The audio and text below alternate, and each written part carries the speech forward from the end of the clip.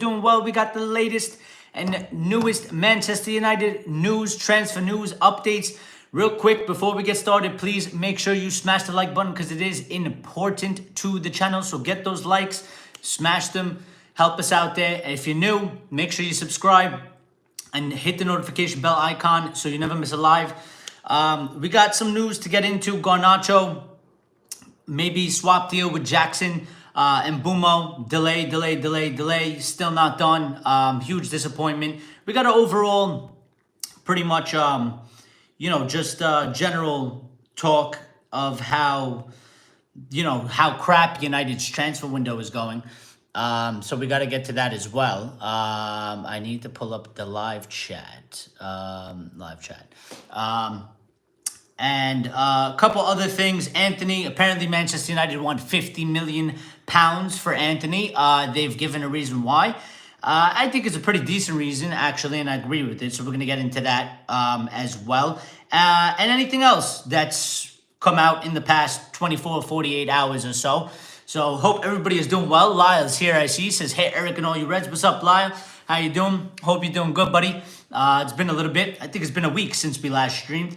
I will say heads up, if it cuts out, I apologize. I'm doing my best. We're lucky that we're going live. So I will do my best. If it cuts out and the show ends. Obviously I'll message you guys in Discord, but should be good. It's looking good right now. So, let's just get into a little bit of the Brian and Bumo stuff, because I kind of want to get past this. I think we're all, I think we're all a little bit tired of this, and it's a bit boring now, to be quite honest. I'm bored of it, and I ain't even keeping up with the news like the rest of you, or how we usually do, because I'm still on vacation and stuff. But I'm tired of it. I'm tired of it. So, BBC reported yesterday saying that United are trying to get the Brian and Bumo deal over the line, and ideally want that done before they head off to the United States next Tuesday. That was from Simon Stone. But there was also another update about Brian and Bumo. There's actually been a couple. I just got to find them. So bear with me, because they're all over the place. Brian and Bumo. It's been quite a lot about Sancho. We're going to have to talk about Sancho. Who knows? Not my favorite person. Here we go. So one of the updates going to Brian and Bumo as well came from Graham Bailey early in the day today. Said the bid from Brentford for Omari Hutchinson breaks their transfer record by £7 million. The fee is surely with the knowledge of a large sum coming in over the next few days. This could represent progress in the bid to sign Bumo with Brentford, asking to be allowed to arrange his replacement prior to the transfer going through. Obviously, Omari Hutchinson was deemed as the replacement for Brian and Bumo. Many United fans getting excited yesterday because Brentford, put in the bid or purchased Omari Hutchinson, which many people thought in the United camp that meant the Brian and Bumo deal must be basically done and we should get an announcement, but there's been hiccups along the way.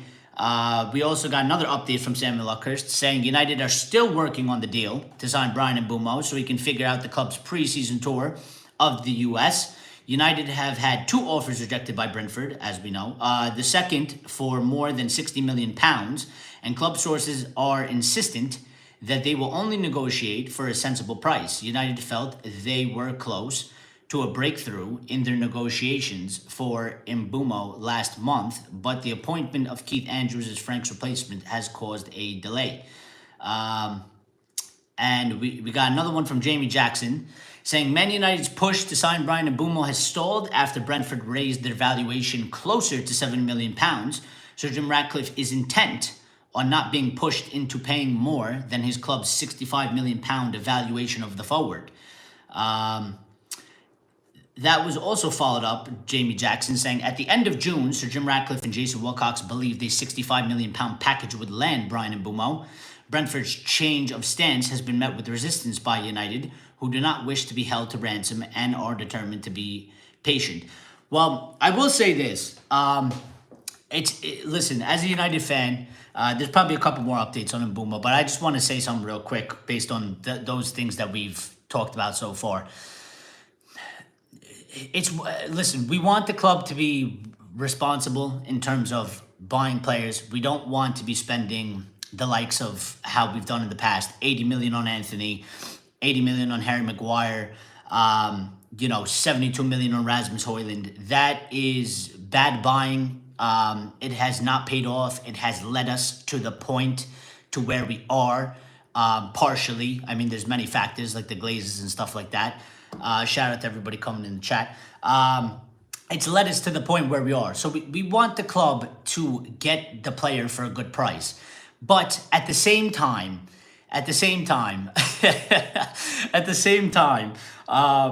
chat making me laugh. At the same time, I mean, to be spending a month and a half on a player that we thought we probably could have got done in about 2 weeks, and we still haven't got done.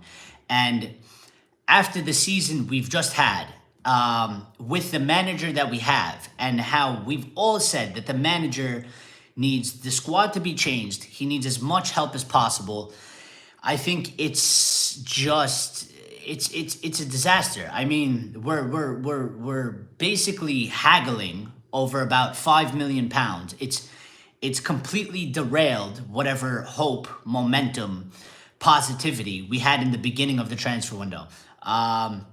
Because we started off strong with Cunha, even though now, you kind of look at it and you say, well, Cunha was an easy deal because there was a buyout clause and we didn't have to negotiate with Wolves, and it was very straightforward. Cunha wanted to join us and he was more than willing to. And that's why it was so easy for us to do. And, they were trying to do kind of a 2-for-1 and hit the Liam Delap, because Liam Delap also, buyout clause, no negotiations there through the club.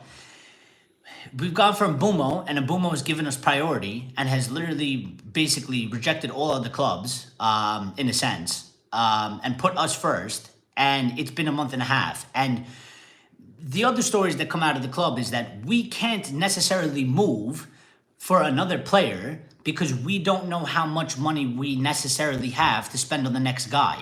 And we also have to then do sales. So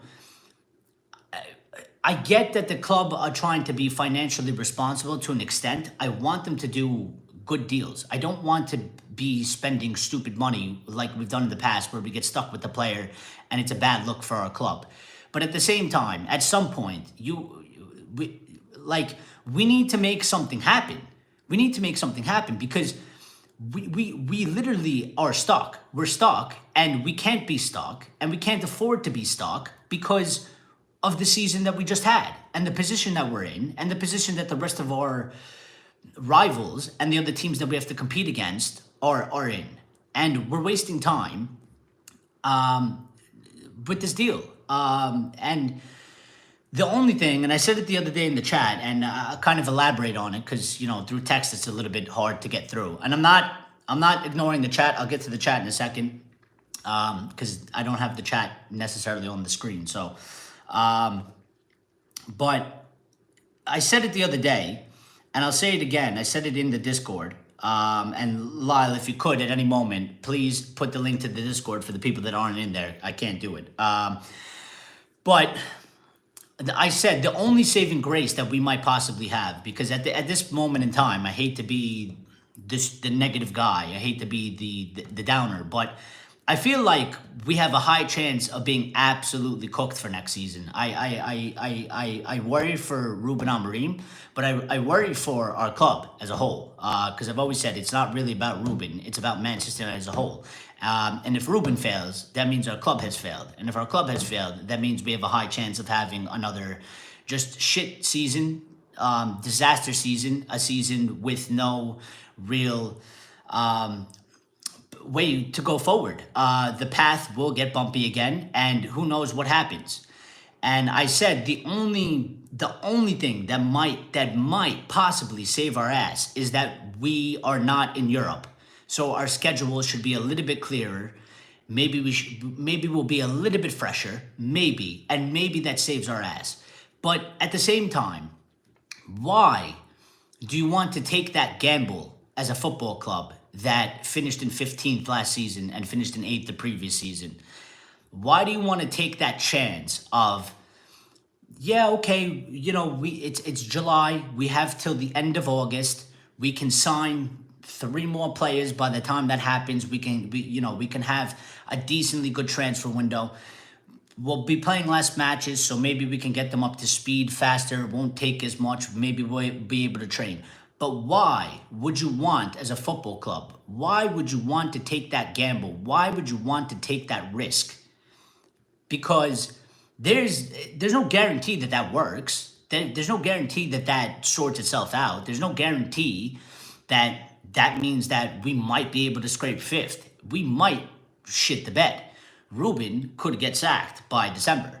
I mean, I don't know how it's going to go, but I don't like the chances. I don't like the odds that's being stacked up against the manager after what we just seen last season and what we said after that Europa League final where we lost to Tottenham, and we said we need massive changes. He needs as much help as possible, and he needs to be given the best possibility. And right now, I don't think he's being given that. I don't. We have 5 players that he doesn't want, that are not training with the team, that are basically up for sale, and we can't seem to make a move for any of them. There's been some talk about Sancho, now maybe he goes, which I'll be surprised if he's the one that goes first out of all of them. But yeah, let me get to the chat real quick. Lyle said, yeah, haven't seen you in a bit. Yeah, I've been running around, Lyle. I've been running around. Believe it or not, vacation. I am busy. I'm literally barely never home. So, Box said, blink if you need help. It's probably the background. Again, these are the houses here. They're made of limestone. They're nice. They're not nice. I mean, they're cool, but they're a bit dirty. It's pure limestone, so not in prison. Niche fan says Mbumo isn't happening. The idea that Ineos is this inept in the transfer market is silly. And Lyle, member for 1 month. Thank you, Lyle. Appreciate it. First milestone done. 1 month in the RDE VIP section. Thank you. Shout out to you, Lyle. You are the quote of this channel. I greatly appreciate that. Box is here. Box says, I think Mbuma will get done eventually. I think Mbuma will get done eventually. At least I hope, because listen, if Mbuma doesn't get done after all of this, you're gonna see me absolutely ballistic. I think at this point, I think actually United can't afford not to get it done after this. There's no way we can piss about for a month and a half on a player and not get him over the line. The thing is, they've put themselves in a shit situation in terms of PR or optics, because when we sign Mbeumo, I ain't gonna cheer because they've basically sucked all the fun out of it. You know, I'm over it. I'm tired of it. You know, it's kind of a little bit like Cunha. Like, you know, Cunha was done. They took a few weeks to officially announce it. And I was like, okay, cool. But like, you know, on to the next one because we have a big job. And I'll be happy for Mbeumo. I like Mbeumo. I think he's a good player. I think we need him, and I think we should get him, obviously. But at this point,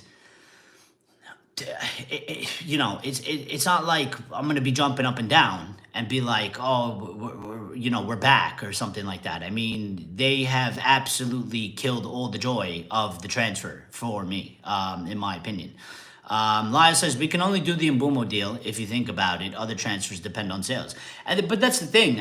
You know, I read one of the updates today, and one of the updates was that United have about 4 or 5, and I think it came from Fabrizio Romano. United have about 4 or 5 different targets for strikers, but they cannot go for one until they do the Mbeumo deal, because they don't know how much money they're actually going to have left over for the striker. And then on top of that, as we know, we have to sell players to raise more funds to get the players that we need.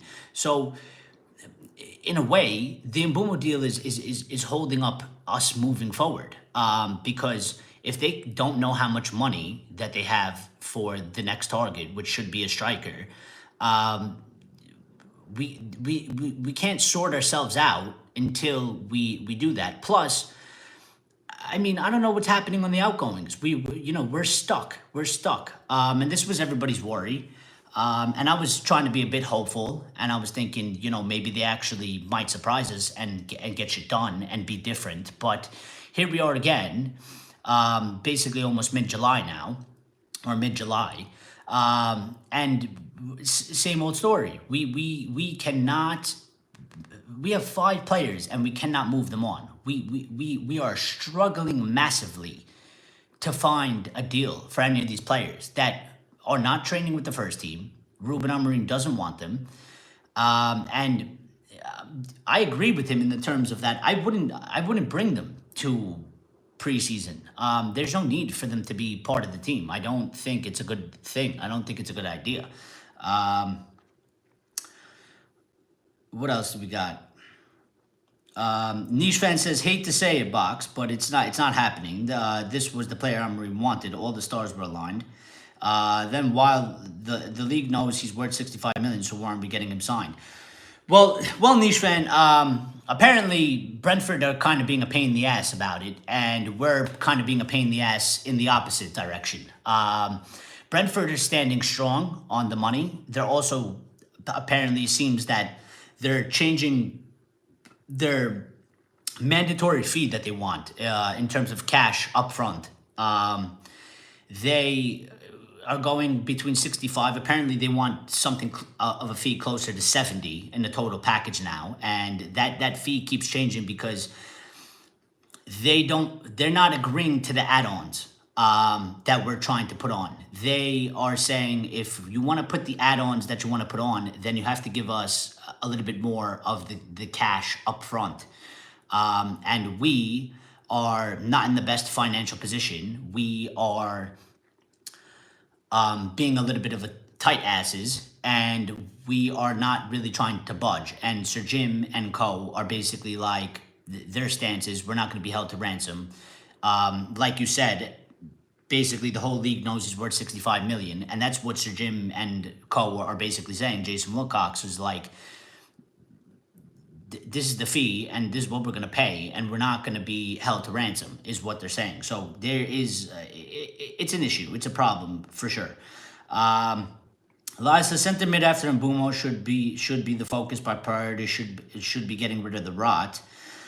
Box says, I'm fed up. Loans, that's all these clubs want. I want permanent exits. I agree with you. I mean, I don't want any loans, Box. I don't want any loans. It doesn't help our situation. We need money. And my sort of line or stance would be to all these people, don't even bother putting in, a loan bid. We want these people. We want these players out. If you want these players, put in a bid for them for a transfer, or don't waste our time and piss off. Now that might drive some clubs away, but I mean, I'm sick and tired of the stories about these players, being loans and stuff like that. We can't do loans. We can't do loans. Magnifico is here. Says, sup, bro? Sup, Magnifico? How you doing?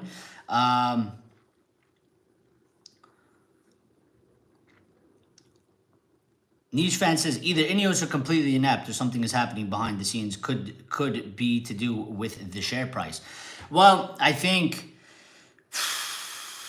to be honest, part of the problem is it's just the situation we're in as a football club. It's not ideal. I mean, again, there's many different aspects, but the Glazers put us in this position. Sir Jim did a deal with them, came in, and again, I'm not defending Sir Jim Ratcliffe because, you know what, at the end of the day, many of you said it, in a way, he kind of knew what he was kind of getting into, unless he's completely just inept. And I think there is a little bit of an ineptness in there, because if you look back, people like Axelord and others in here, they pointed out in the beginning, look at Lyon, look at what the Lyon fans said, look at what they were talking about was going on at the football club.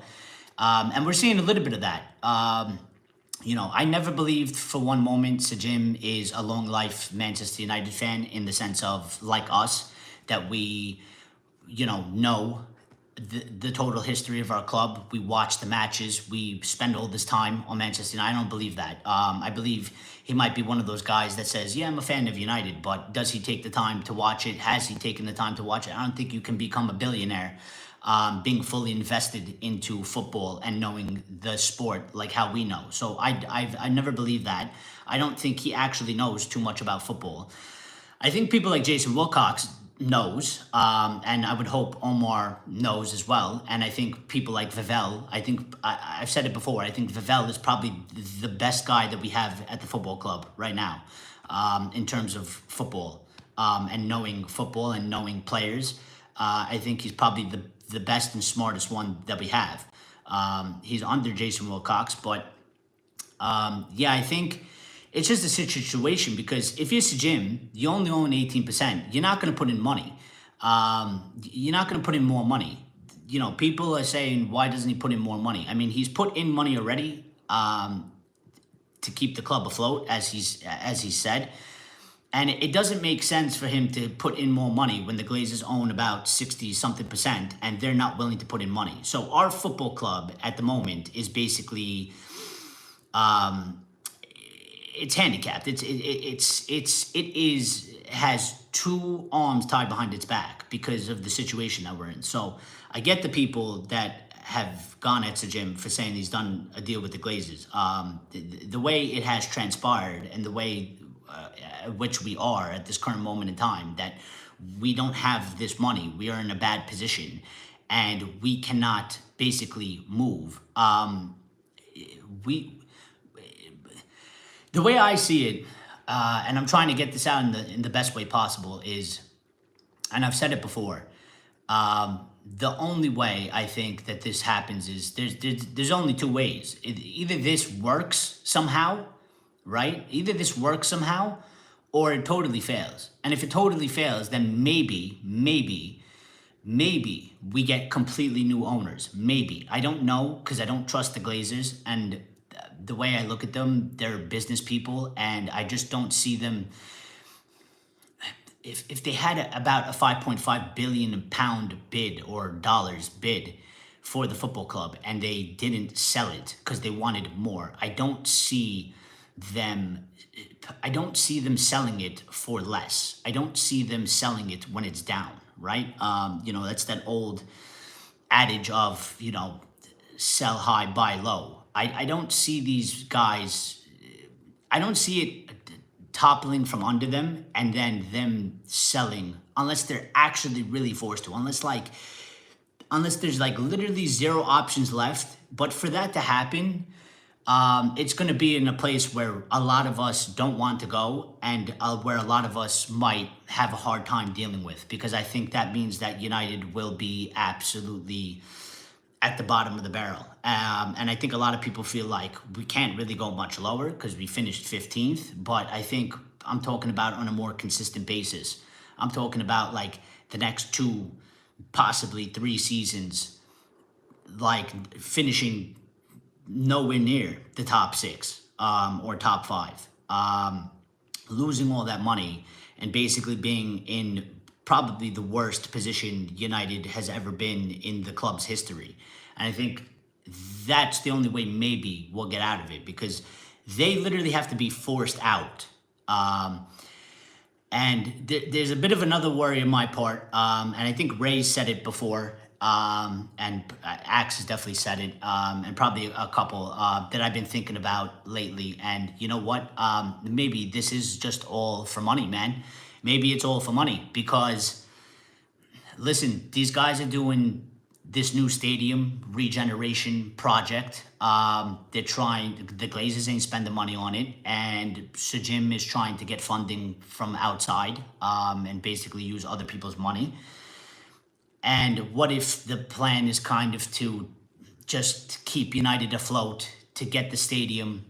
You have a brand new stadium, you double the value of Manchester United, and then you sell it for an extremely high amount of money because of that. So I worry about things like that, because it's starting to seem a little bit like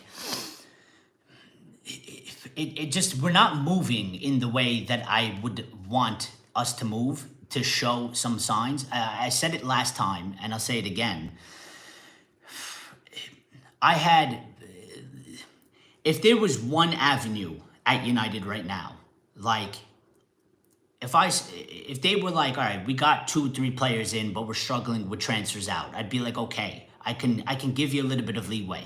If we were, maybe if we were still 1 player in, but we got rid of 2 or 3 players, I'd be like, okay, like you're giving me something. You're giving me something. Right now, they've basically given us nothing, which is it's totally worrying me because I expected problems, but I didn't expect it to be like this at this time.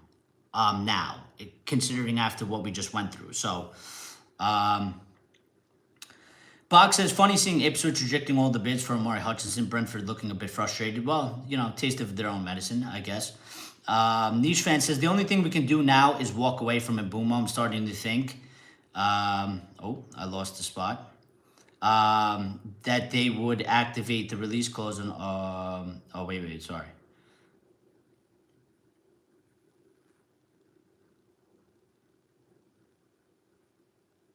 I lost the spot. Where'd it go? The only thing that we can do now is walk away from Mbeumo. I'm starting to think that that was the plan all along, so we can make it look like we are sticking to our not overpaying policy. I don't think so, though. I think we've just hit a very large bump in the road, niche fan. I think it's gone very, very sideways. To be quite honest, did we lose? Oh, never mind. So yeah, if Brentford were definitely selling Mbeumo, then they would activate the release clause for Amari Hutchinson, which they haven't. Well, I think they gotta make sure that the deal goes through. Maybe niche fan. I mean, good points you're making, but I think maybe they need to make sure that the deal goes through. I mean, they don't necessarily want to sell him. He wants to go. There's interest in him. They've accepted that he's gonna probably leave, but they are also standing very firm. So, and I don't know if the clause has ended, Box, because I wasn't aware if there was a clause for him or not, so I'm not sure about that. Box says, Cunha with Mbeumo are 2 crucial buys for the season. It's the absolute minimum we need. I agree. And again, after we spent all this time, we can't not walk away. We can't walk away with it from that deal. Hold on. Things are acting up. Sorry.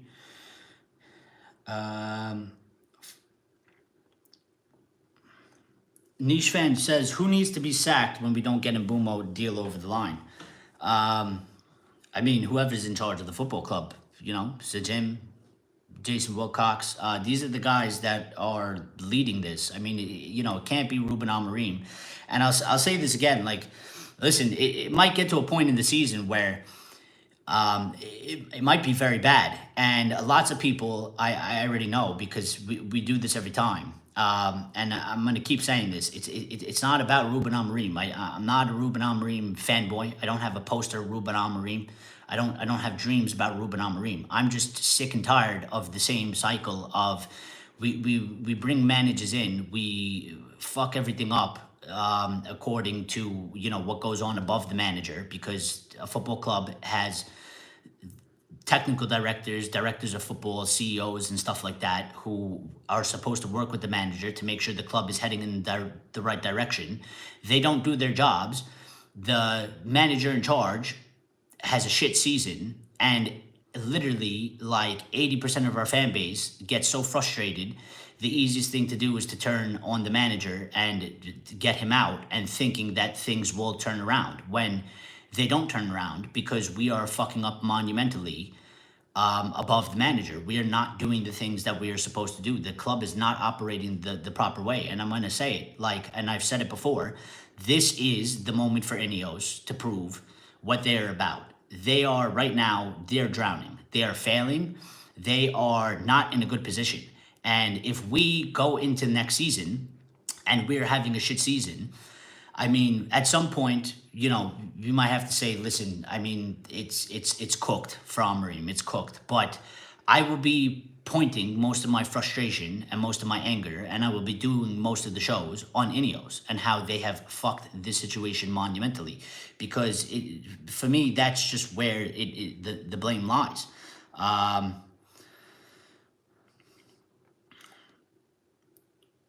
Lyle says, "What's sad here? Nobody wants our rejects. If they had suitors, it would have been done already. But watch clubs take advantage of us closer to the transfer deadline." Well, that is one of the things that I've seen. A couple of the teams are waiting and are holding out to kind of put in bids for our players because they suspect that the longer they wait and the closer that it gets to the transfer window closure, the lower of a fee that they could get. And you know what? They might actually be right. I mean, it's not, listen, from their perspective, it's not a bad move. It's actually pretty smart. It's bad for us. And this is why United have to be trying to doing everything that they could possibly be doing, because we're already in a shit situation.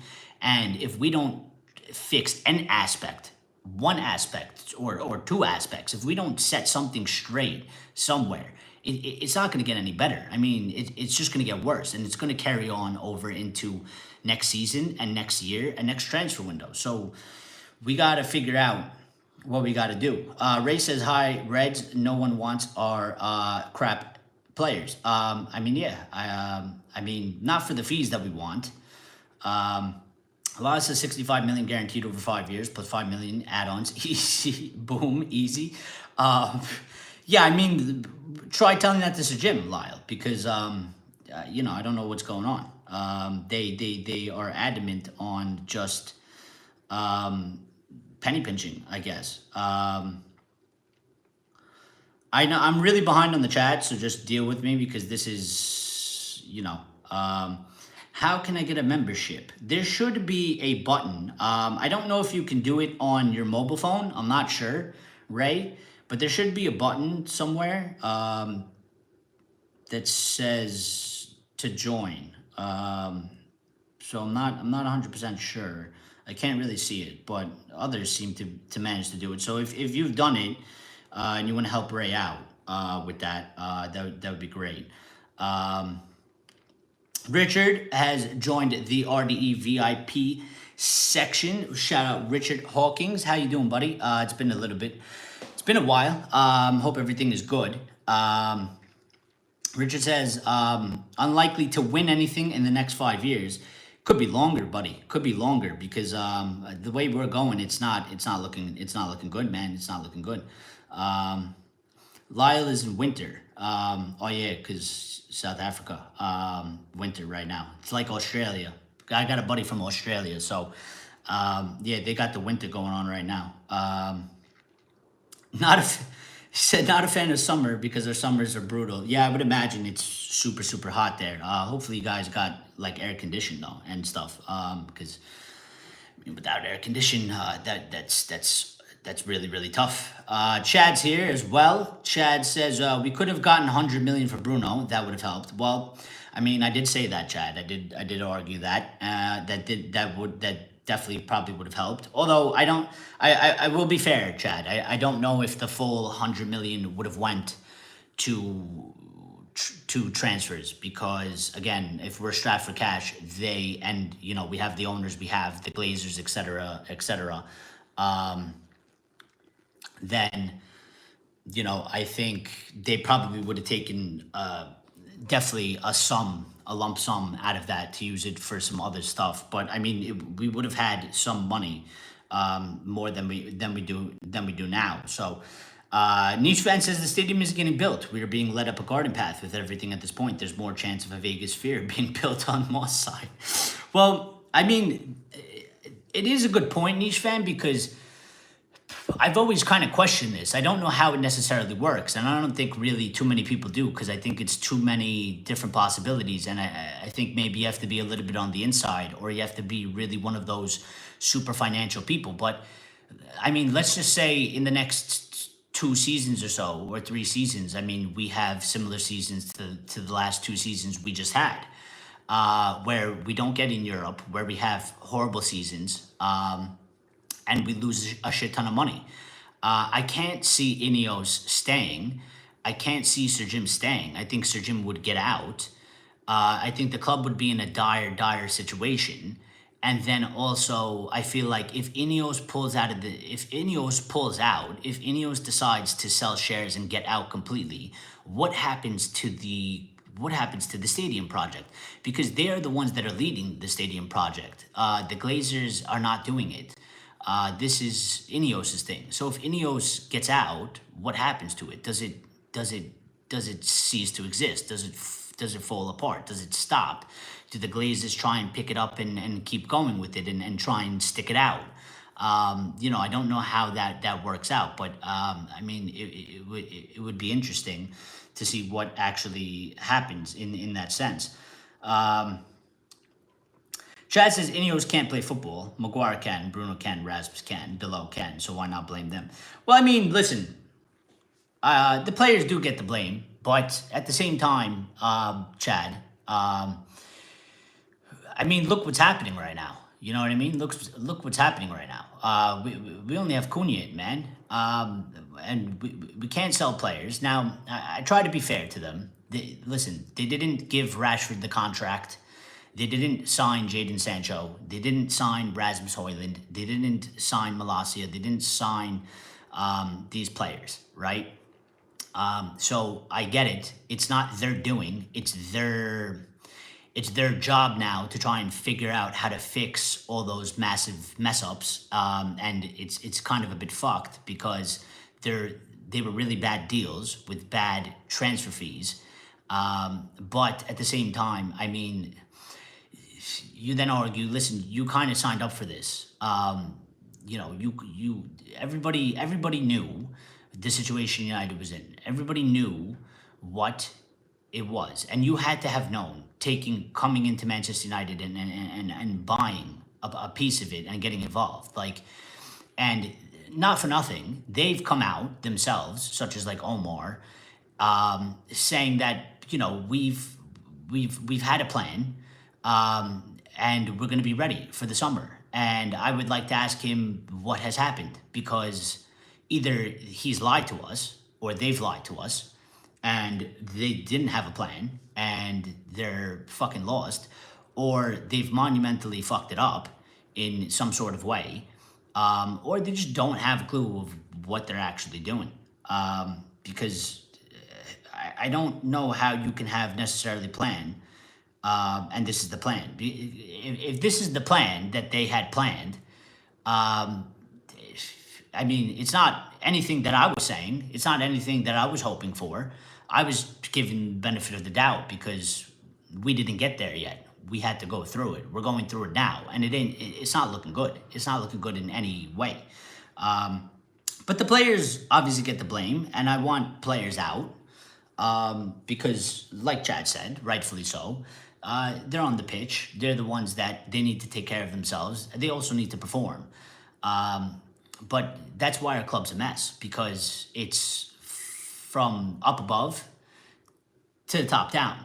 But at the end of the day, for me, it always goes back up to the top, because the people at the top are the ones that they set the standards. They're the ones that set basically the ethos. They're the ones that, make shit happen at the football club. I mean, if there is a player that isn't good and isn't performing, it is your job and your responsibility as a CEO or a director of football or a technical director or whoever to get that player out of the football club and bring in somebody that can perform on the pitch, that will perform on the pitch.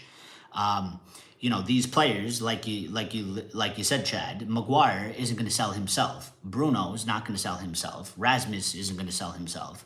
Delot isn't going to sell himself. It's not up to them.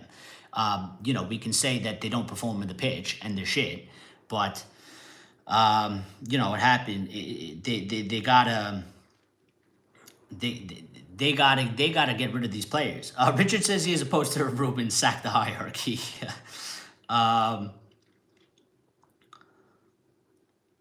What else?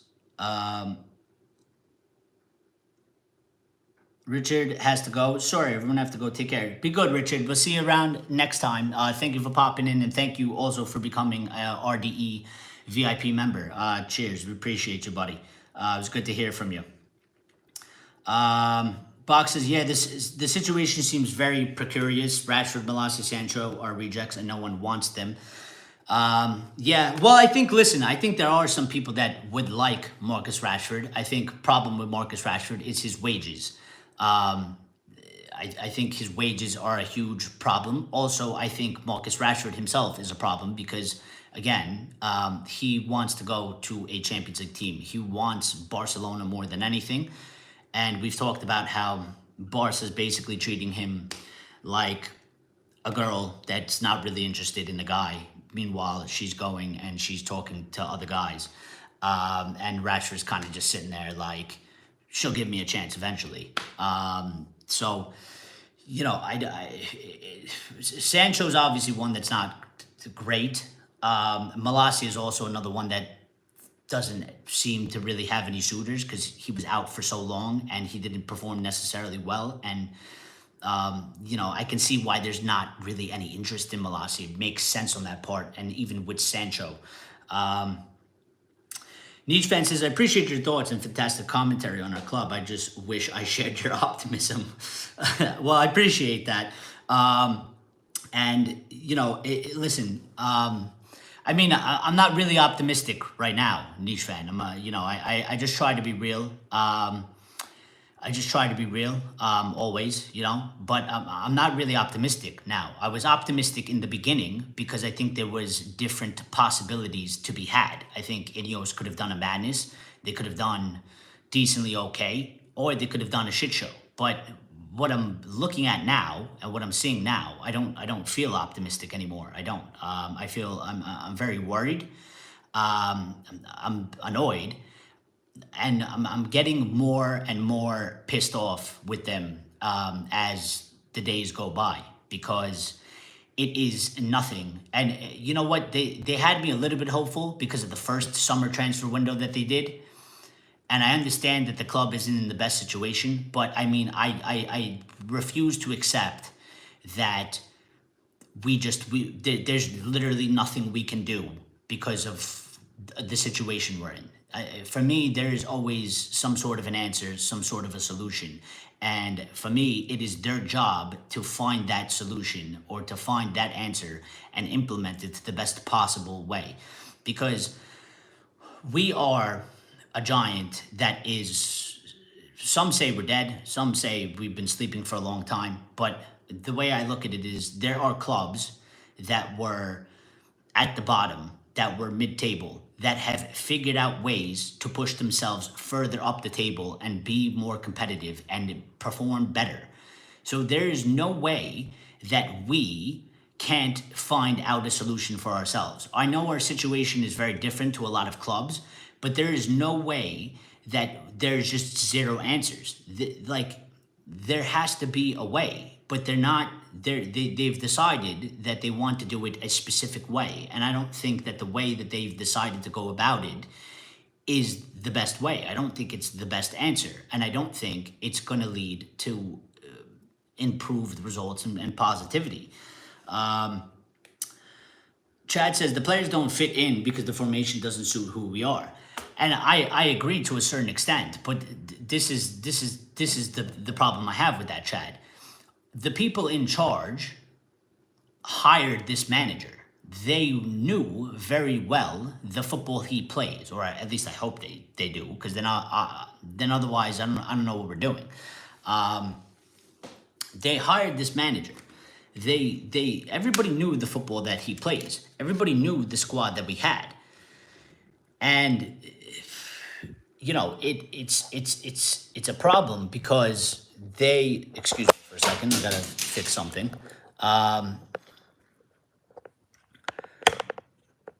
Everybody knew the squad that we had. Everybody knew that we needed to fix what we had to fix. So they hired this manager. Where is the plan of action for this manager? Where is the if you're going to hire this type of manager, then you would hire this manager with the plan of, we're going to change the squad. If you can't change the squad because you know that the club is in a bad financial aspect and that also we have previously bad deals, then how do you hire this manager? Then they shouldn't have hired him. Point blank and center. Excuse me, because I gotta do some. The phone's gonna die.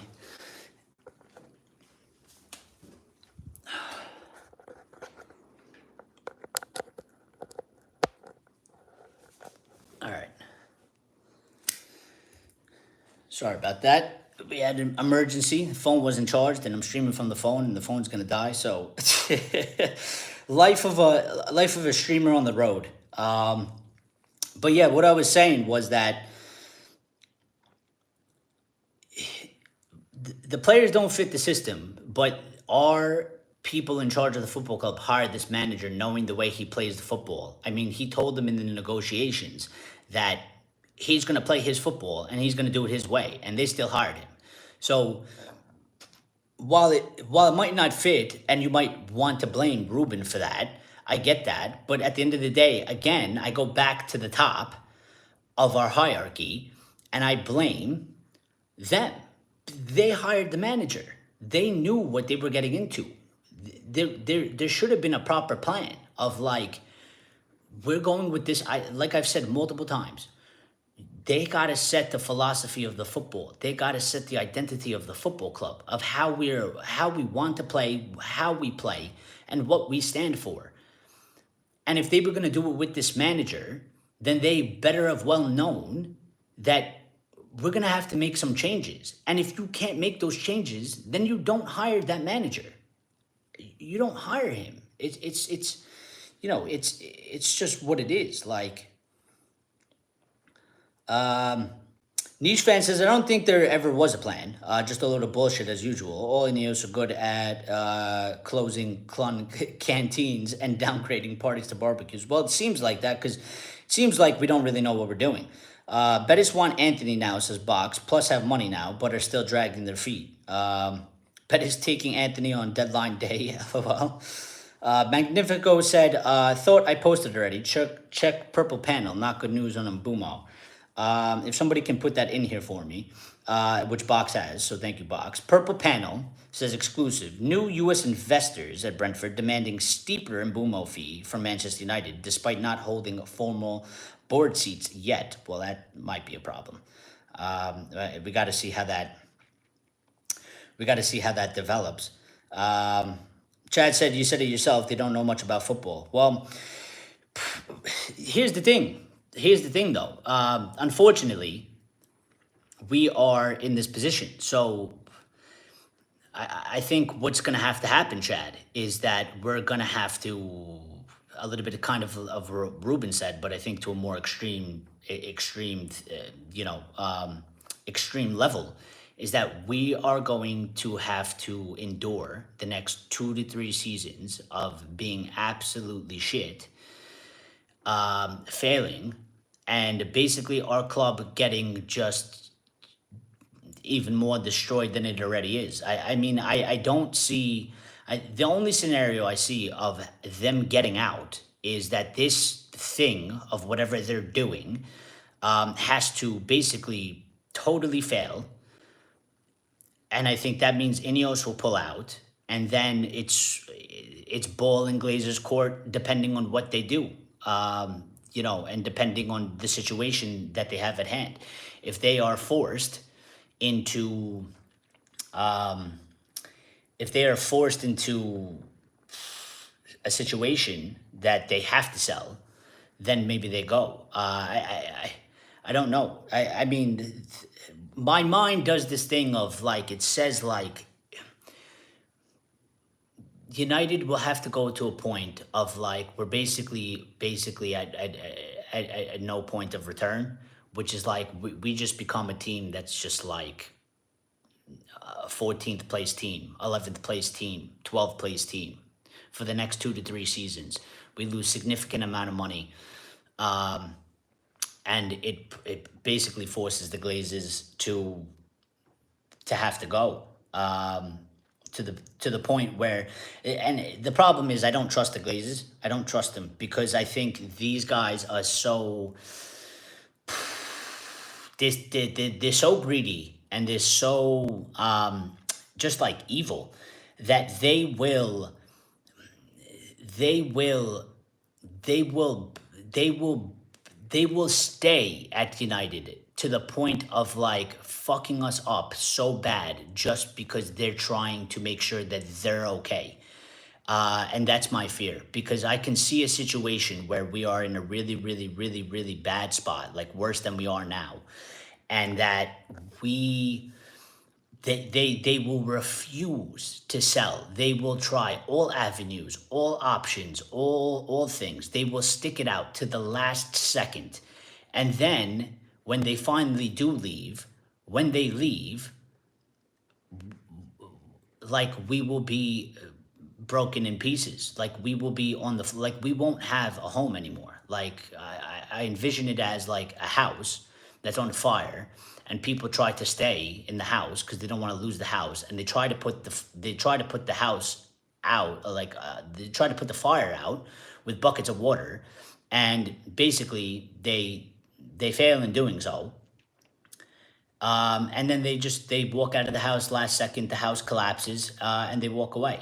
And it's something similar to that. Not, I'm not saying like they're gonna try and save us, but what I'm trying to say is they're gonna try and save themselves. And in trying to save themselves and trying to make sure that their position is okay and that their money is okay and that they walk out, with extra cash, and a profit, and that they walk out in good standards, they will leave our club in the most broken it's ever been ever in the history of our existence.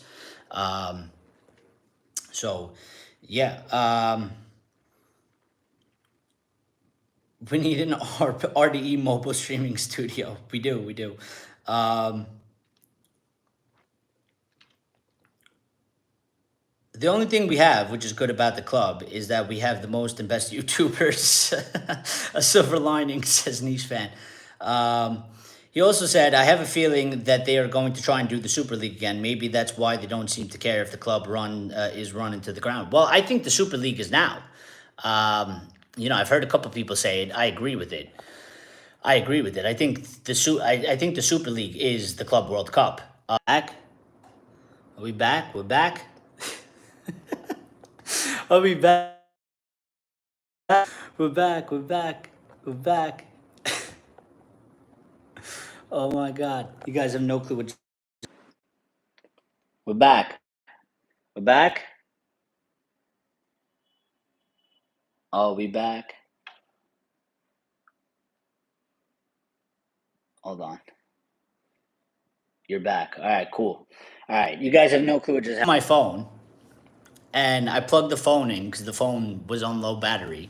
I plugged the phone in. The switch wasn't on. So the phone wasn't actually charging and the phone died. The phone died and the phone might die again. So I don't know. Let me do this and hopefully this works well. And hopefully the phone doesn't die because that's not going to be good. So hopefully it stays alive. I need to reconnect to the chat though, so give me a second, because I gotta turn this on. It's on 1%. We're borderline. We're cutting it close here. It's literally on 1%. So hopefully it charges and doesn't die. So yeah. All right, hold on. I'm getting the chat back up so I could go back into what I was saying.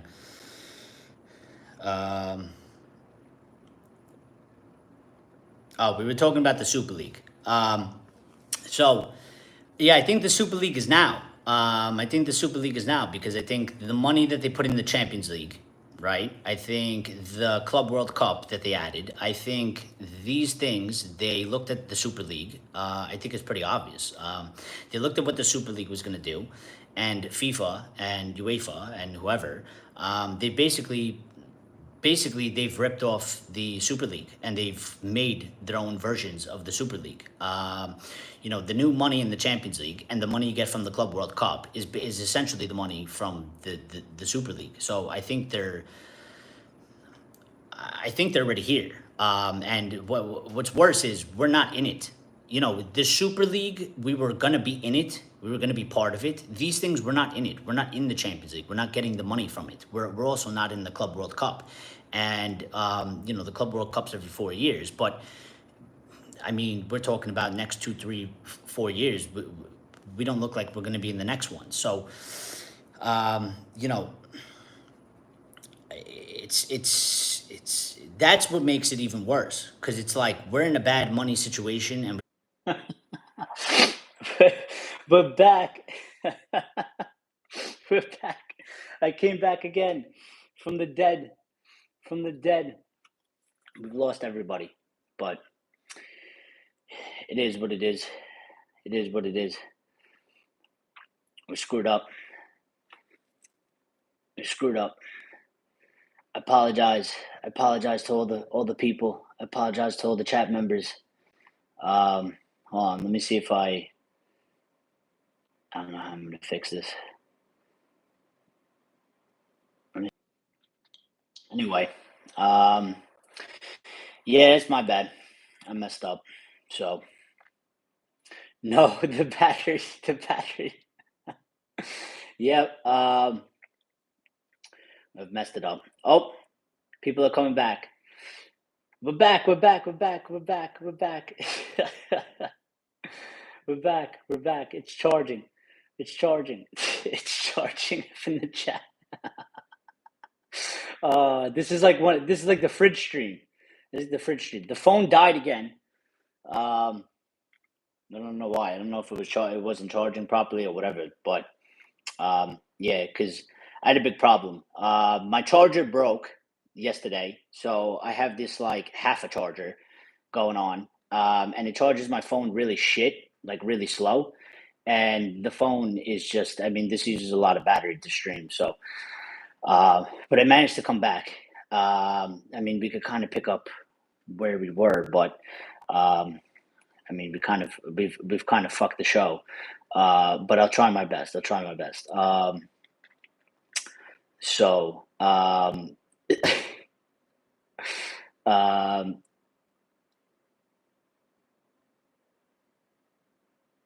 sounds like the old hierarchy at Brentford are having disagreements with the prospective new investor, says Box.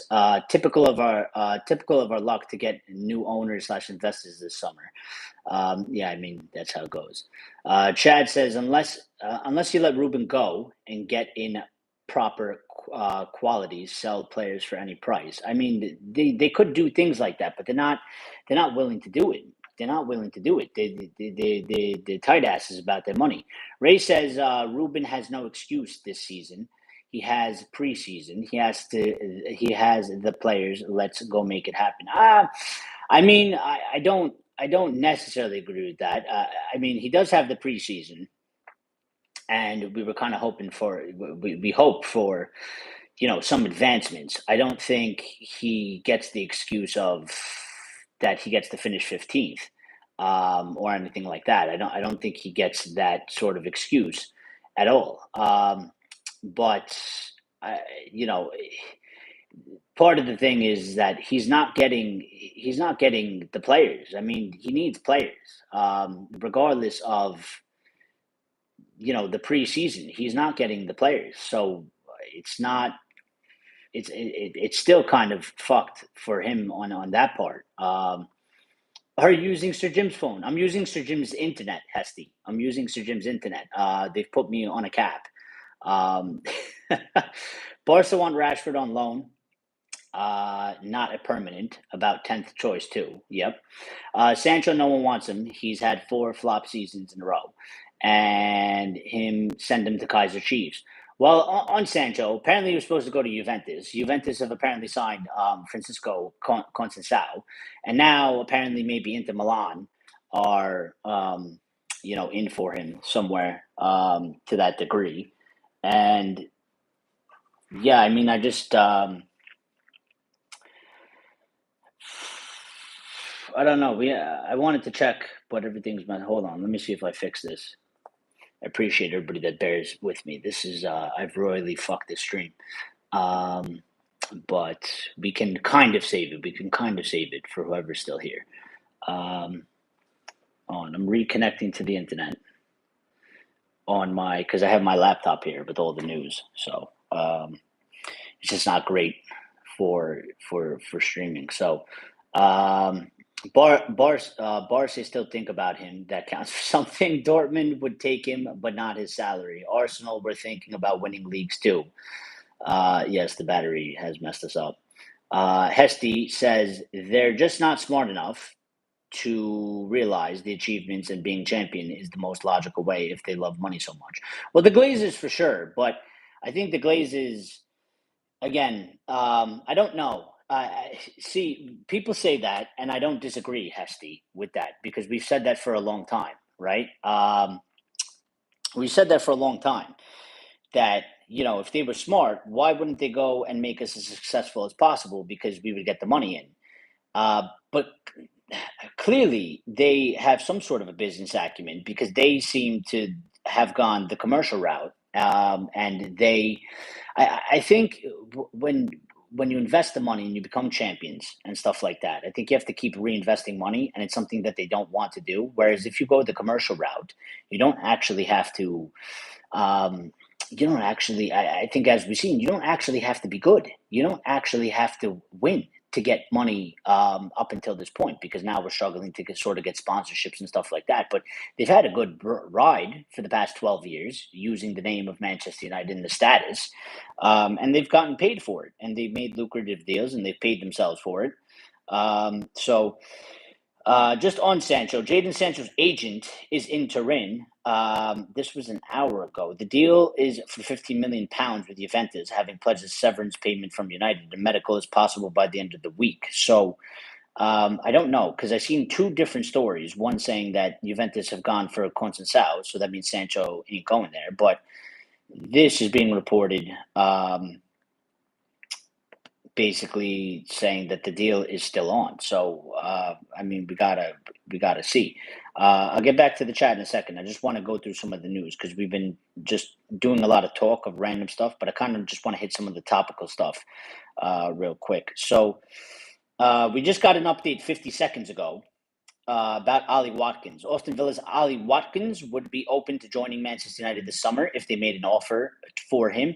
The Reds are keen to strengthen their attacking options this summer for Ruben Amorim, with a new number 9 seen as a priority signing, with Mateus Cunha already arriving from Wolves, while talks are ongoing for Brentford star Brian Mbeumo. That's coming from Give Me Sport.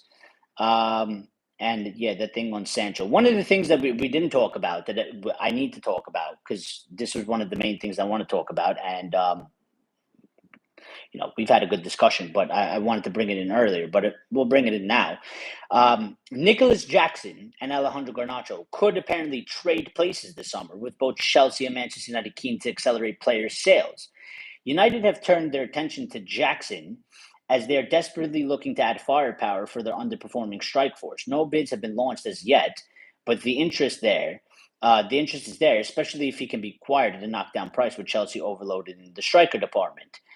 And I need to bring this in because I'm just going to say right now, if we sign Nicholas Jackson, I will strongly consider not even watching the season, because, and I'm half joking, but to the degree of Nicholas Jackson is absolutely shit. He's shit. I don't like him. I will never like him. I don't think he'll be good.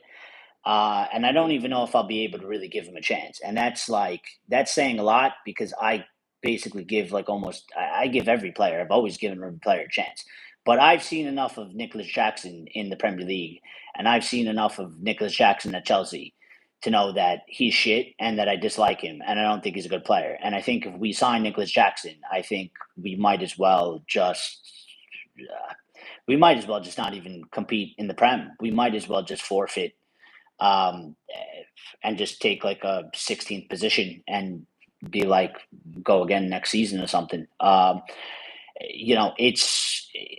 think it's worse. He's worse than Dominic Calvert-Lewin, and I don't want to see Dominic Calvert-Lewin. And Chad says fake news, and you know what? Maybe with the swap thing, I think it is easy to write. But Jackson has been sort of being named with us now, and I hope it's not true. Again, when I bring these things up, I don't take them as they are 100% golden. I just, give you my opinion on what they are telling us, and if they happen to be true, those are my opinions and my responses. I hope it is fake. I think swaps don't really happen, but I think it's easy to write because Chelsea have been sort of interested in Garnacho. Obviously, we're trying to sell Garnacho, and obviously, we're looking for a striker, and obviously, Nicholas Jackson is basically done at Chelsea. He's not going to play, so he's going to be out, and I think it's sort of an easy way to write something. Chad says quality teams want Sancho. Inter was in the final. Well, I hopefully that they buy him, Chad. Hopefully they buy him. I wish I was on the toilet because maybe this would be steady. I'm streaming right now. It's literally not ideal. I'm sorry for the shakiness, but I don't know how to set this up in any other way that this isn't totally just disaster mode. Give me a second. Let me see what I can do.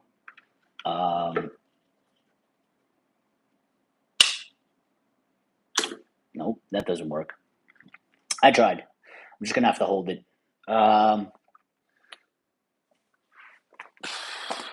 the way, just so we're clear, just in case anything cuts out, I am gonna stream tomorrow, and obviously I'll have the shit set up, and this won't happen again. So this won't happen again. I'll make sure everything's charged. I'll make sure everything's set up properly. I was out before, and when I came home, my phone was on 20%, and I thought that I would get a decent charge, but it only went up to 30, and yeah, it's kind of just messed everything up. But we will stream tomorrow, and I'm going to stream probably at 6:30 p.m. UK time. So if you're around, pop in, and we'll have a better stream. We'll have a better stream. Let me get to the chat.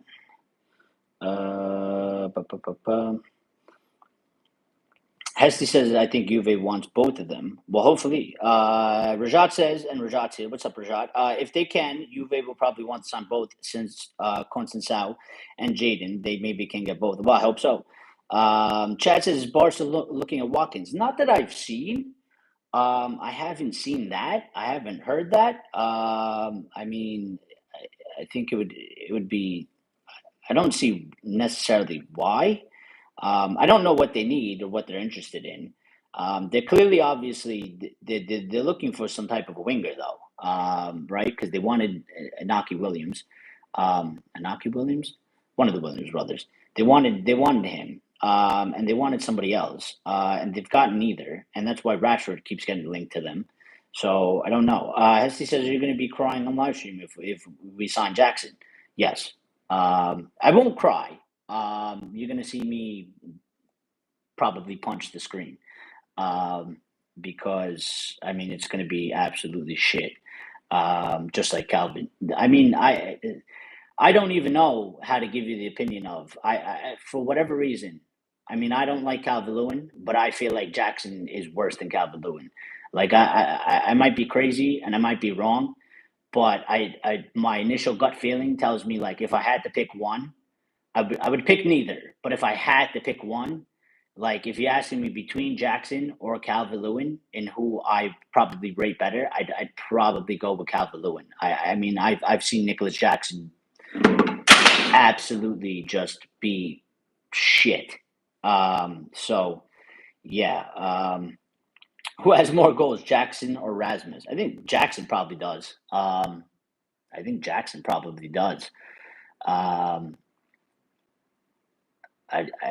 he does. I don't know if he does.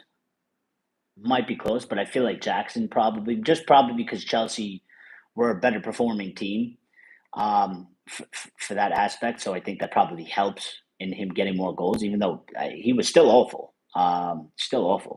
But don't want to get Callum, Jamie, and Lewin. Well, that was the thing. Fabrizio said we have 4 or 5 striker options, but didn't say who they are. If those are 3 out of the 4 or 5, we're just it's devastation all over the place. We'll be mad if they don't get a central midfielder. At this point, I'll be mad if they don't just sign 4 or 5 players in general. At this point, I've lost like basically almost all positional sense. Other than the fact that I keep saying that they need to sign the striker. They need to sign the striker. They can't not sign the striker. They have to sign the striker. Um, uh, but the situation we're in, I can't even think about. We have to get the midfielder, and we have to be because we're looking like we're about to do basically next to nothing. So I can't even be worried about like I can't even say like if they don't get a midfielder, I'm going to be mad because I'm just looking at it in a numbers game as of right now, and it's just like we have one signing. We have one signing, one. Um, and for me, again, I still put the striker. We do need a midfielder, and I would like one, but the situation that's going on, I don't know what's happening. I don't know what we're getting anymore. I don't know what we're doing. Um, we'll probably take Moise Keane over all of them. I mean, still not great though. It's just it's all they're all like subpar players. Rajat says also get Dusan Vlahovic from Juve as a free agent, approximately 8 million. Juve may terminate his deal and will cost 16 million, and Man United pays the remaining 8. I mean, again, it's just one of those things that it's like it doesn't fill me with confidence. It doesn't make me happy. Those are deals I look at them and it's like those are deals that we're doing. We're scraping the bottom of the barrel.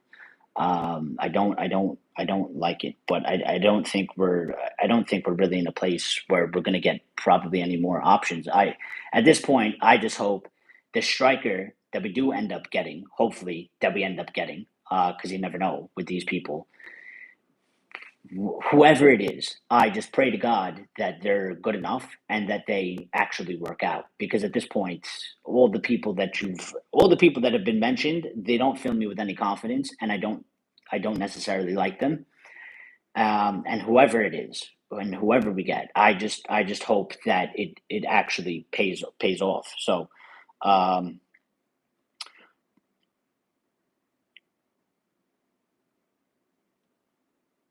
12 like needed to get to 18 or 20. Well, you know what? We got 13, and that's pretty good for the way this stream has gone. So, shout out to everybody that has liked the video. If you haven't, please make sure you do because it is important and it does help. And we appreciate every single one of you. Chad says, I got a feeling we're going to see a few shirts on fire this season. Oh, well, you know what? Good point that you made there. Um, here's a plus. And Chad just reminded me. Here's a plus. We could all be excited because United have released the away kit today. So everybody, stand up, give a round of applause, cheer, and start saying we're back because the away kit has arrived and we're fucking saved. You know what I mean? It's like I'm at the point where I follow United on all social media accounts, and all I see them posting is the shirts and the preseason is coming, and you know what it does? It makes me sick and it pisses me off and it angers me because we're not moving. We're not going to be ready. We're not ready, and these guys are going around posting PR commercialism bullshit. And I would say they put out the training merch. They put out the away kit. I'm sorry. I don't like to tell people necessarily what to do, but I just at this moment in time, I feel like if you're a United fan right now, and you're looking at the situation we're in, and you're going onto the United store and you're buying any of the training gear, or you're buying the away shirt, as nice as it is, I like it. But if you're buying it now, I don't know what to tell you anymore. I don't. I actually don't understand it. I don't get it. I don't understand how you can be proud enough at this current moment to go on the store and pay money for that shirt or for the training gear at this current moment in time with the way the club is moving and the way the club is operating. I just don't get it. I don't get it. Axe is here as well. Shout out Axe. How you doing, buddy? We've had one hell of a stream, Max. The phone has died twice. The stream has been interrupted twice. Yeah, so Lucky's here as well. Says Alejandro Garnacho, no, Alejandro Garnacho go Villa. We want loan by 46 million, no swaps. Elias says this is a window of compromise. This has started off really strong, but it has really fizzled out. It has, Lyle, and that's why I'm getting really pissed off with them, and I'm losing more and more hope for them and us. And they're losing my support every day that passes. So Rajat says it's Malta, bro, and hotel. No, I'm in a house. I'm in a house. Chad said I meant burnt by soon to be former fans. But good point that you meant. No, I know what you meant, but it just reminded me of a point that I was going to put out earlier. But yeah, I mean, I could see that happening, Chad. I mean, if it gets really that bad, you know. Rajat says no more Tezos money. They ended that sponsorship deal effective from last season's, and so concluding thought there will be no more Tezos money. I mean, there isn't.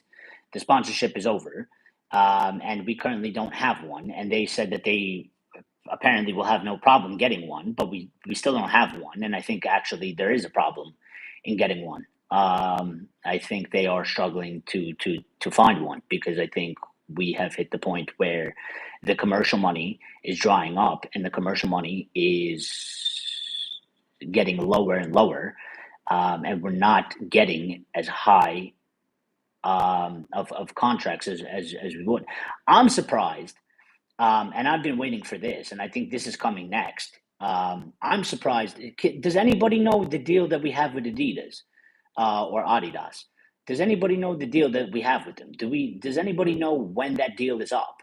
Because I'm not going to be surprised when Adidas says we don't want to do another deal with you and we're walking away and we ain't going to get a deal from Nike or Nike.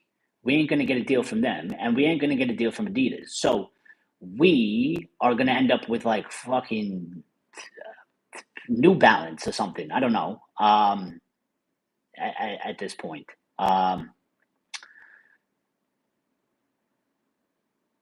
Fabrizio on this hype up a player vibe again. This time, Nicholas Jackson. He really is an agent to the agents, Mr. Alert Farm.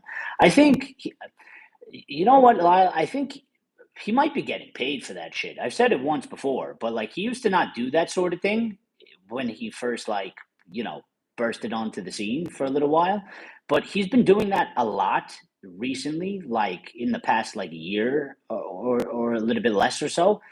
And he might be getting paid for that because he has such a large following and people listen to him and trust him that like he might be getting a fee for that. Now I don't know if he is, but it just seems weird that sort of a transfer journalist is sort of doing like they're kind of like PR pieces for players. And you know what?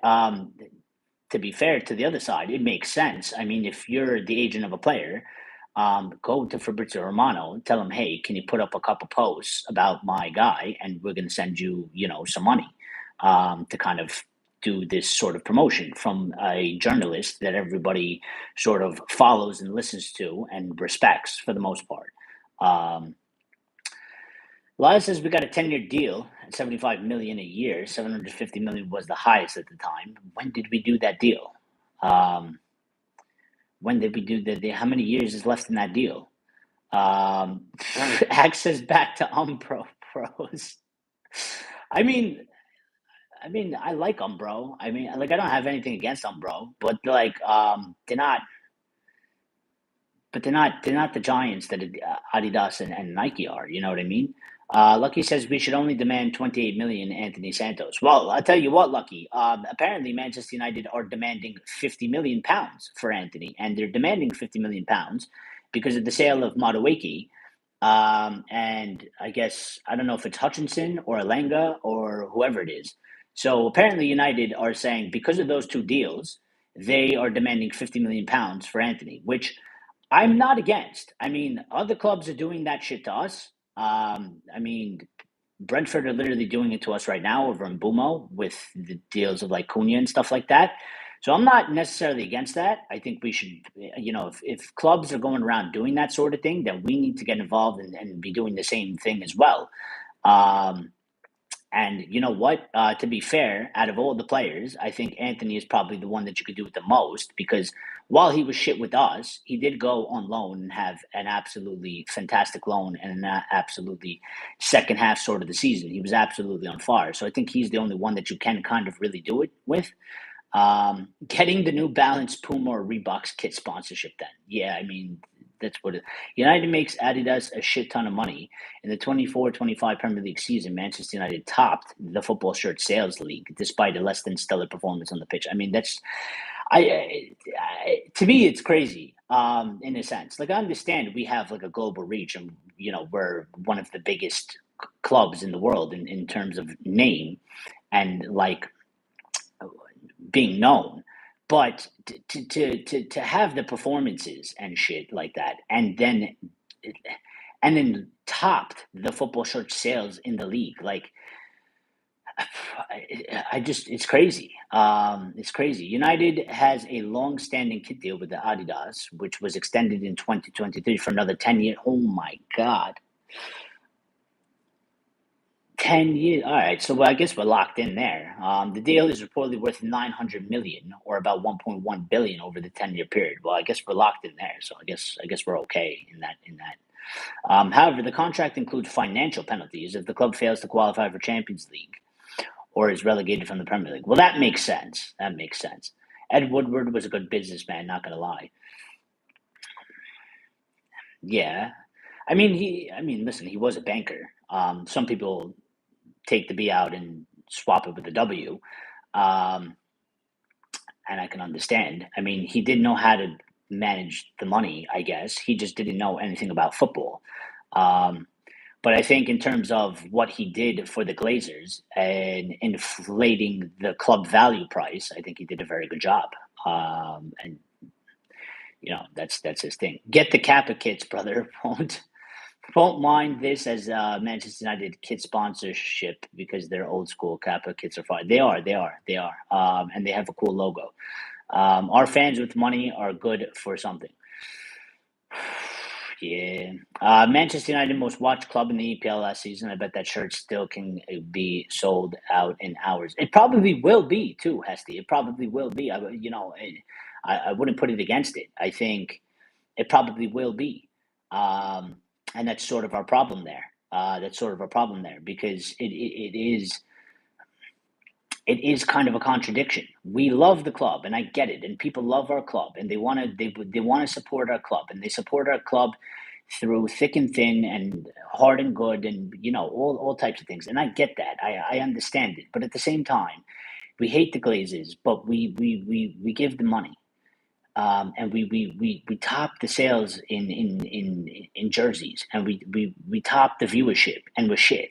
And I'm just kind of waiting for the point of where maybe the majority of the fan base kind of wakes up and says, "Nah, fuck this," um, and then maybe we'll see something come out of it. Because if they lose that money, I think that money is probably keeping them afloat right now.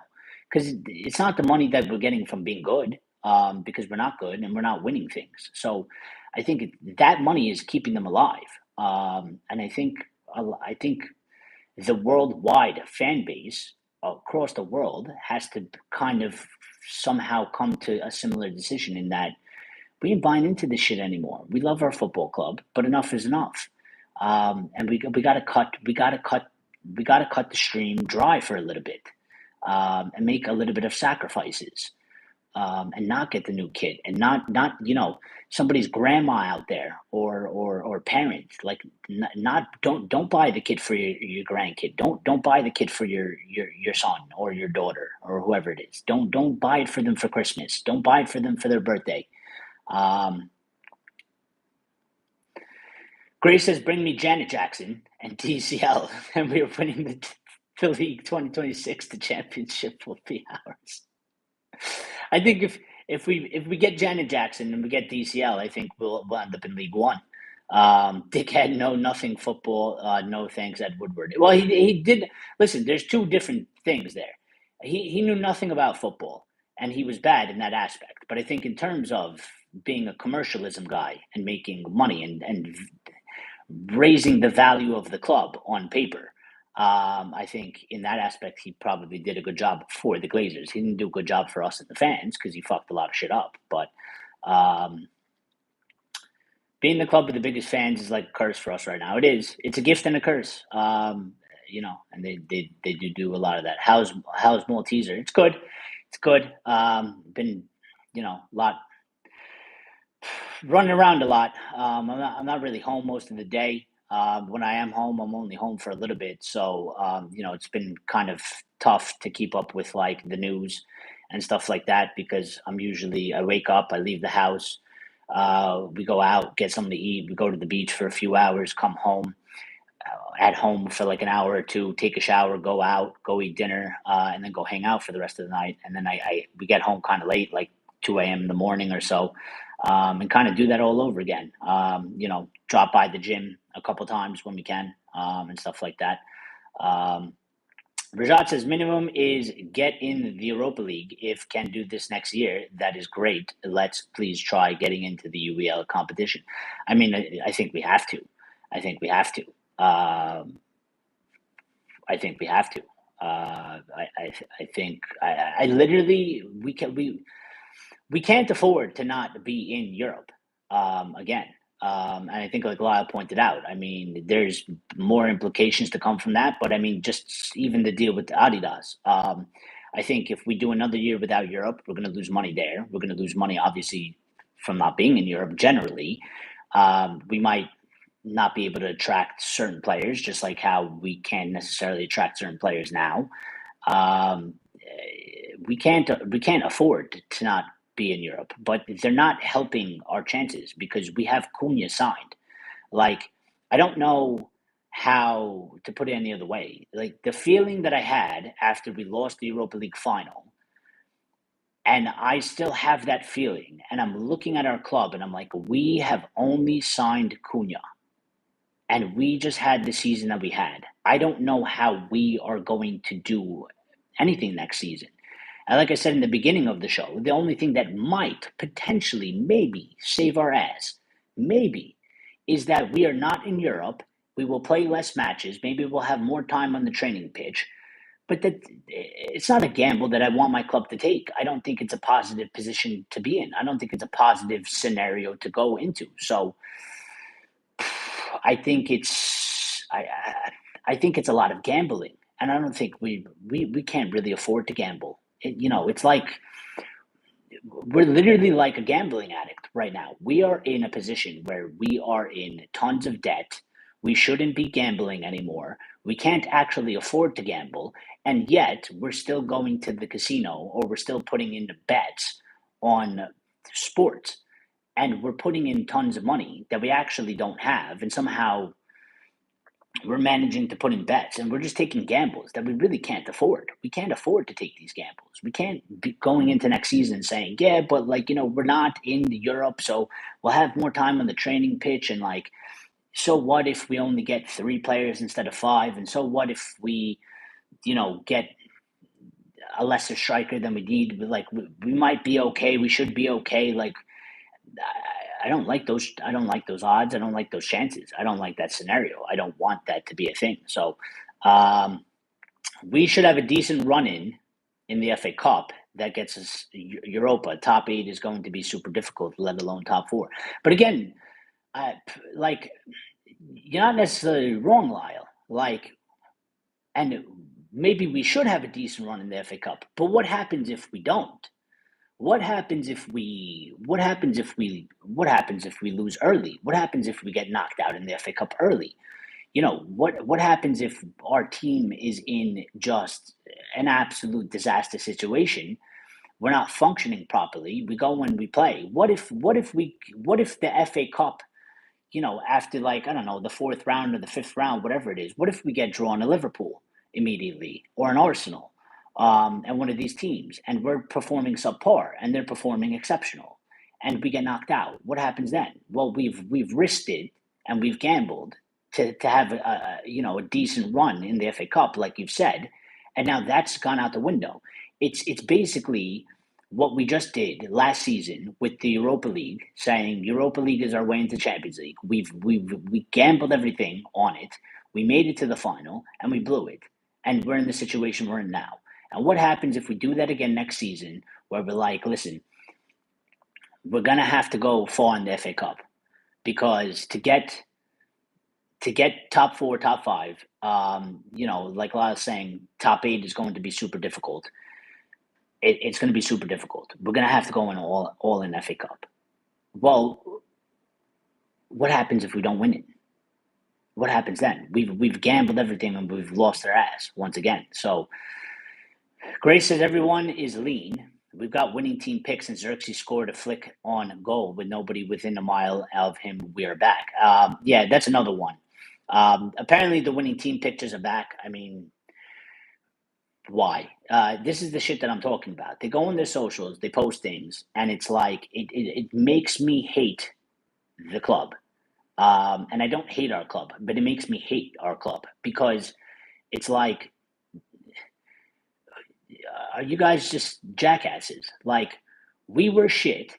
We signed one player. Everybody is pissed off in the fan base, and you just like ignore the entire room, and you're like that one person that's at like the Christmas party that has had way too much to drink way too early, and now you're just in there just causing a problem and being a nuisance, and actually nobody even really wanted you there in the first place, and now you're just being really fucking annoying, and everybody wants you to leave and everybody wants you to go home, but you're too intoxicated to read the room, and you just continue doing what you're doing, and making a jackass and a fool out of yourself. And that's kind of how I see them. Like, they're posting winning pics of team training.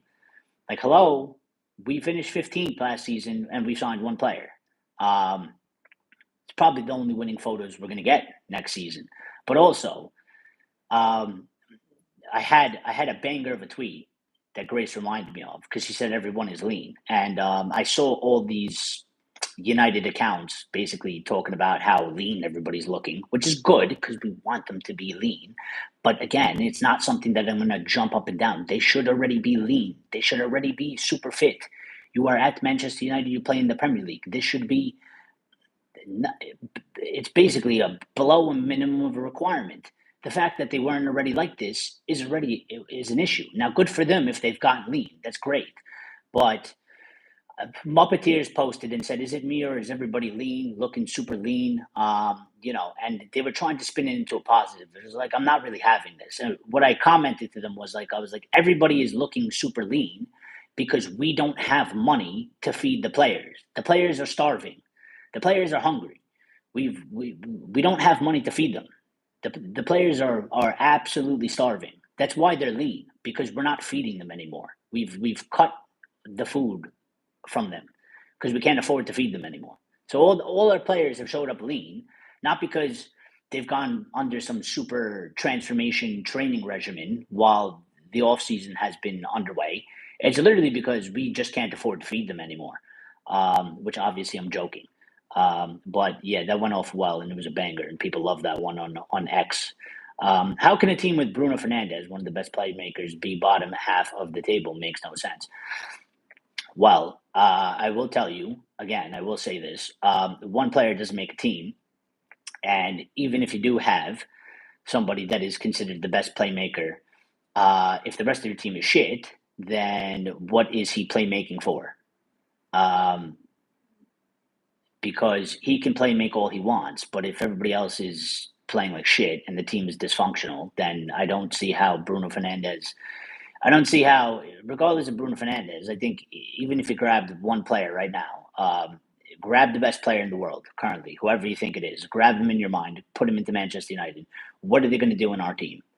Do you think that they are going to take our team from point A or point B to point A? Because I don't. Because I don't think the team is football is a team sport, and we just are a dysfunctional team. So I think even if you have one of the best players, and even if you were to grab one of the best playmakers, I don't think that that's going to turn goals. I don't think it's going to make us score more goals if we can't score goals normally anyway, and I don't think it's going to prevent us from making mistakes in the back, and I don't think it's gonna fix a lot of things. And that's why I've always said we need a team and we need to build a team. But we're not building anything right now because we literally signed one player and we've been negotiating for Mbumo for a month and a half. So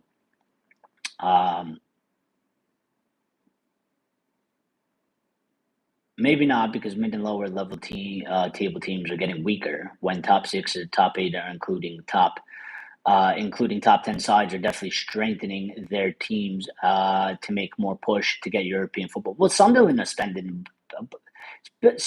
spent more money than us, and they just came up.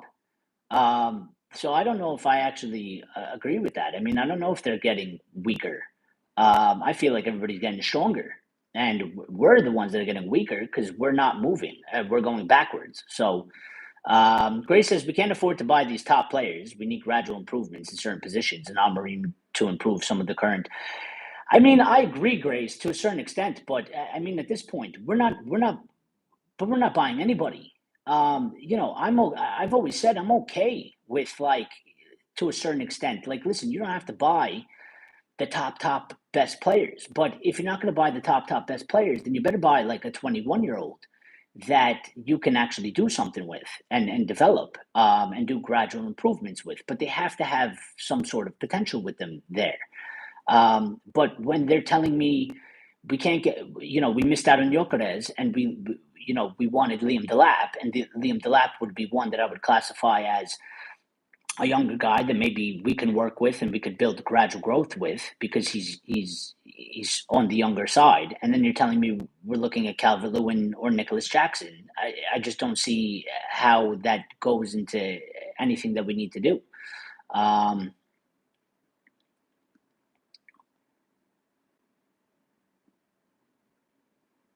Comedic Goldbridge is ranting, getting frustrated and irritated, and he's quite angry about looking at pics where all these players look leaner and fitter. FC. I mean, but I don't blame the guy. I don't blame him, because I'm the same way. Like, it's fucking annoying. Like, it's great that they are at least leaner and they're looking better, and maybe that hopefully translates to the pitch. But what's annoying is that we are looking at our football club operating in a shit way, and they just seem to be putting out this PR and completely ignoring everything, like nothing is wrong, like everything is a-okay, and we as fans know everything is not okay, and for a reason, because we know where our club is, we know what our club needs to get and needs to do, and we're not doing it. And then they're just carrying on about, like, the way United post on social media and the things that they do. It's like they act like we finished third in the league last season, and like all we need is a little bit of improvement, and everything's going to be okay.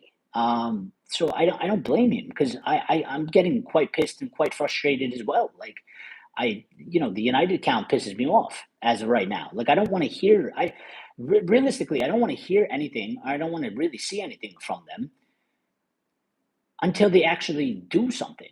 Like, I feel like they don't deserve to put out, you know, tweets about merchandise and like these team training photos until you sign some fucking players and show us that, like, we're actually doing something.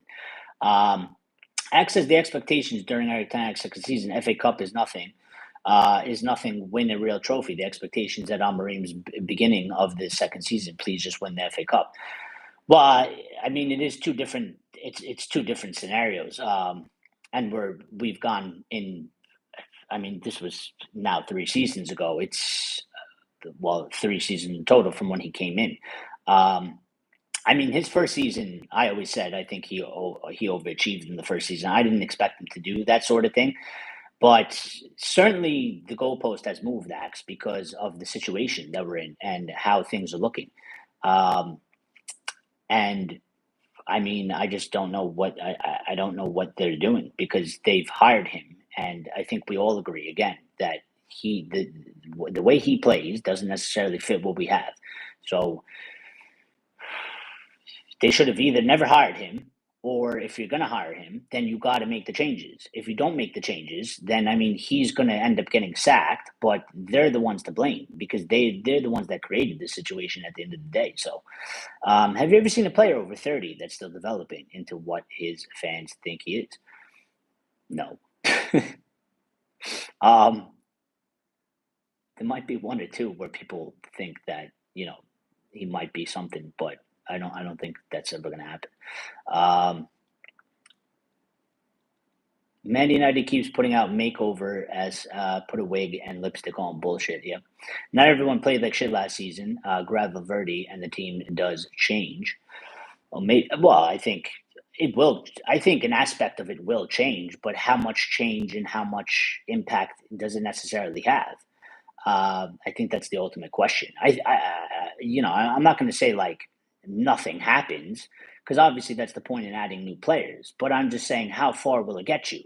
Like adding one player, like a Valverde or something, it will have a positive impact and it should make a difference. But how far is that going to take us? Because I think we are past the point of grabbing one player and putting him in there and things will change. I think like I've always said, I think we need 4 or 5 players to make a decently significant change at this point.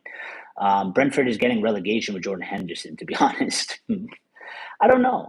I mean, they do have a new manager in there, and things can go sideways for them. So they're one to keep an eye on. But I think their club is run pretty decently, so I would be kind of surprised. Grace is surprised we haven't brought in John Victor. Brought in John Victor, the goalkeeper from Botafogo. I'm surprised we haven't brought in anybody. Surprised, but not surprised. But I mean, we haven't brought in anybody. Just start bringing in people. We got to start moving. Why does Andreas Pereira have? Who does Andreas Pereira have with him at Fulham? Don't know. But what I can tell you is Fulham is probably more put. What I would say is Fulham is probably more put together for the players that they have as a squad as a whole, where they balance each other out than we do at the current moment in time. So. Axe says unpopular opinion, Rashford and Garnacho back. We can't sell them. We can't buy them. Let's just use them. Maybe we can get a fair price for them during the winter. I mean, I don't like it, and I don't necessarily agree with it. And I would like for that to not really happen, but I don't know what's going to happen.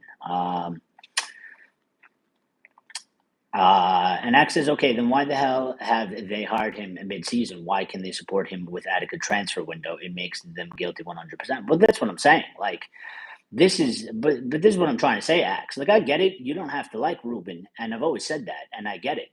But this is the whole thing that I've been saying the whole entire time. This is ultimately, we'll go back on them no matter what. Like, I won't get to the point where I'm going to turn my 110% attention and just start going in on Soldi Ruben and forget about them. Because at the end of the day, they're the one that hired him.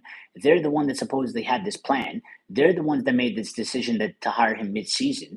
They forced him into a position basically of like, you want to come to Manchester United, come now or not. He obviously wanted to come to United because he liked United and he wanted to take on the challenge. And he chose to come.